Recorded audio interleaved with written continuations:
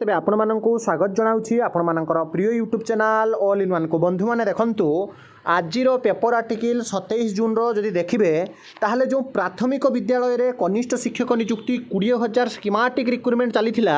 वर्तमान से नियुक्ति प्रक्रिया बा कनिष्ठ शिक्षक नियुक्ति को नहीं गणमाध्यमर प्रश्न बाण रे गोटे प्रकार ओडिशा जो आपणकर ओसेपा बा Odisha school education programme authority घाइला हेछि कहिले अत्युक्ति हेबो नाही। गणतंत्र चतुर्थ स्तंभ बा फोर्थ पिलर ऑफ आपणकर जदि देखिए constitution that is mass media तो गणमाध्यम जो प्रश्नवाची वर्तमान समय पचरा जाइए ओसेपा को आपण मैंने समस्ते जानीपारे विशेषकर जदि आपण मैंने देखिए बारंबार पाखापाखि 3 ରୁ 4 दिन होगला धरा जाऊ आपणकर जदि देखिए बीजेपी बा आपणकर भारतीय जनता पार्टी सरकार गठन करने सबु बेले कही चली आम शिक्षक नियुक्ति को गुरुत्व देउछे एवं सबु बेले गणमाध्यम देखिए आहरी आज पेपर आर्टिकल अच्छी मुझे देखी किंतु वर्तमान जो कथा केवल कथार रोचे काम बिल्कुल भी देखा जाऊ नहीं ताहा वर्तमान समय सब जगह स्पष्ट होगा लगी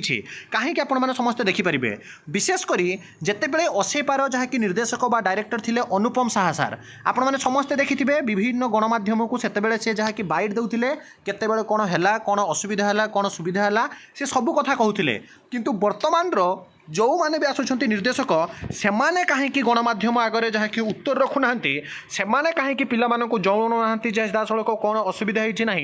नहीं प्रश्नवाची सृष्टि होती सब कथा आपण कहबी विशेषकर बहुत सोशल मीडिया बर्तमान भाइराल होची जे आसंता काली 29 तारिख में आपंकर र मार्क कट ऑफ मार्क सांग को पिलामानकर इंडिविजुअली सबकि आसो केते जो सत्य सत्य से विषय डिस्कसन करवा एवं किछि पिला जो कहते 1 तारिख में फाइनल मेरिट लिस्ट आसे जुलाई लास्ट सुधा आपंकर रिक्रुटमेंट हम से विषय में आपको जनइबी किंतु ये कथार प्रकृत सत्यता केते अच्छी आपण मैंने आज कंप्लीट इनफॉरमेशन यदि देखिए जानीपर आपको सब कथा कहबी प्रथम आज पेपर आर्टिकल आपने देखूँ तापर अन्य जहाँ अच्छी आपको जनइबी देखूँ ये आज पेपर आर्टिकल जब आप देखिए क्लियरली लिखाई देखूँ जे सरकारी प्राथमिक विद्यालय छात्र छात्री निमंते विद्यालय समस्त बही पहुँची पारिना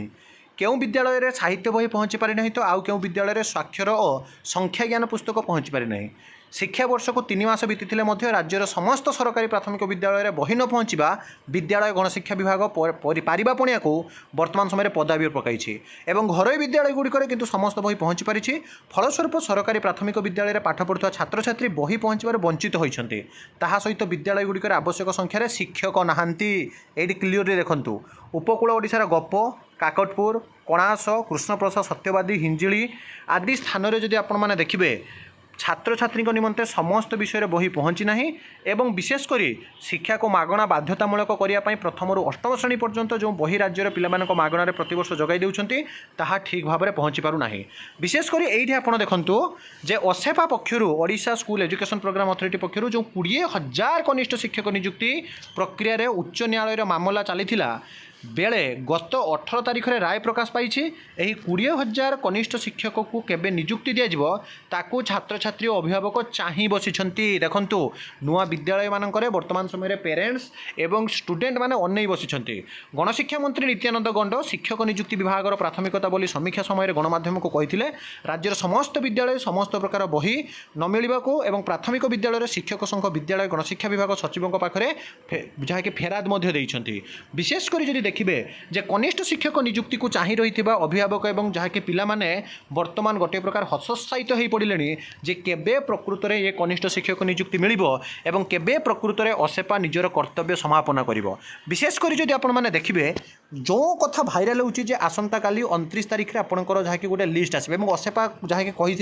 जेहेतु आमको भर्डिक्ट आसी आमको ऑनरेबल हाईकोर्ट कहते इंडिविजुअली पिलामानकर कटअफ देवाई सीबीटी रे केते स्कोर कले देवाई सीबीटी स्कोर पर से नॉर्मलाइजेशन मेथड अनुसार केते स्कोर कले देवाई दैट्स व्हाई आमर प्रोसेस डिले होची विलंब होची किंतु एहा जहाँकि आपणकर केवल शुणा जाउछे जेतेबेले अनुपम साहा थिले सार थिले सेतेबेले जेतेबेले से गणमाध्यम को प्रत्युत्तर दउथिले बारंबार बाइट दउथिले जेतेबेले भी सुविधा असुविधा थिला सेतेबेले हुएत सीधा सड़क जेतेबेले निर्देशकों मुहर शुणिया पाई मिलुथिला समस्ते विश्वास करुथिले जे हाँ कौन ना कौन जगह किसी असुविधा सुविधा अच्छी किंतु आज कहीं ओसेपा कर्तृपक्ष चुप रही ताकू नहीं वर्तमान समय गणमाध्यम माध्यम प्रकाश କରାଯାଉଛି ବାରମ୍ବାର। ଅସେପା ଏହା ପ୍ରତି ଉତ୍ତରଦାୟୀ ରୁହନ୍ତୁ। ଅସେପା ଦୟାକରି କୁହନ୍ତୁ କ'ଣ ପ୍ରୋସେସ୍ ଚାଲିଛି, କେବେ ସୁଦ୍ଧା ନିଯୁକ୍ତି ଦିଆଯିବ। କିନ୍ତୁ ସୋସିଆଲ ମିଡ଼ିଆରେ ଯଦି ଦେଖିବେ ଯେଉଁ କଥା କୁହାଯାଉଛି କାଲି ହୁଏତ ଆପଣଙ୍କର ଆସିପାରେ ଯାହାକି କଟ୍ ଅଫ୍ ମାର୍କ ଏବଂ ନର୍ମାଲାଇଜେସନ୍ ମାର୍କ 1 ତାରିଖରେ ଫାଇନାଲ୍ লিস্ট ପରେ ଜୁଲାଇ ଲାଷ୍ଟ ସୁଦ୍ଧା ଆପଣଙ୍କ ରିକ୍ରୁଟମେଣ୍ଟ ହୋଇପାରେ। କିନ୍ତୁ ପାଖାପାଖି 4 ମାସ 5 ମାସ ନୁହେଁ ବରଂ ପାଖାପାଖି 6 ରୁ 7 ମାସ ବିତିଗଲାଣି ସେଇ ସମାନ କଥା ଶୁଣାଯାଉଛି ଆଜି ହେବ କାଲି ହେବ ଆସନ୍ତାକାଲି ହେବ day after day day before day, କିନ୍ତୁ ବାସ୍ତବରେ ତାହା କେବଳ କଥାରେ ରହିଯାଉଛି। ତଥାପି ଯଦି ଲଜିକାଲ ୱେରେ ଦେଖିବା ତାହେଲେ ନିଶ୍ଚିନ୍ତ ରୂପରେ ବିଫୋର କାର ଫେଷ୍ଟିଭାଲ ବା ମହାପ୍ରଭୁ ଜଗତରନାଥ ଜଗନ୍ନାଥଙ୍କର ରଥଯାତ୍ରା ପୂର୍ବରୁ କୌଣସି ନା କୌଣସି ଗୋଟିଏ ନୋଟିସ୍ ଆପଣଙ୍କର ଅସେପା ସାଇଟ୍ରେ ଦେଖିବା ପାଇଁ ପାଇବେ। ଆଉ ସମ୍ ହାଉ ମୋ ପାଖରେ ବି ଯାହା ଇନଫର୍ମେସନ୍ ଅଛି ଟୁମୋରୋ ଆପଣଙ୍କର କିଛି ନା କିଛି ନୋଟିସ୍ ଆସିବାର ପସିବିଲିଟି ବହୁତ ଅଧିକା ଅଛି। ଆଉ ଆପଣଙ୍କୁ ଯଦି ଡେଡଲାଇନ୍ ଦିଆହେଉଛି ତାହେଲେ ଆପଣମାନେ ହିଁ କମେଣ୍ଟ କରିବେ ଯେ ଭୁଲ ହେଲା ଅସୁବିଧା ହେଲା ଆପଣ କହିଥିଲେ କାହିଁ ଆସିଲାନି। କିନ୍ତୁ ମୁଁ ଆପଣଙ୍କୁ ବାରମ୍ବାର କହୁଛି ଆସନ୍ତାକାଲି ଆପଣମାନେ ଗୋଟେ ପଜିଟିଭନେସ୍ରେ ରୁହନ୍ତୁ। ସମସ୍ତେ ଠାକୁରଙ୍କୁ ଡାକନ୍ତୁ ଯେ ଆସନ୍ତାକାଲି ଆପଣମାନଙ୍କ ପାଇଁ କୌଣସି ନା କୌଣସି ଗୋଟେ ଫଳ ଆସୁ। ଆଉ ବିଫୋର ଆପଣଙ୍କର ଯଦି ଦେଖିବେ 15th of ଜୁନ୍ ଆପଣଙ୍କର ଯାହାକି ଜୁଲାଇ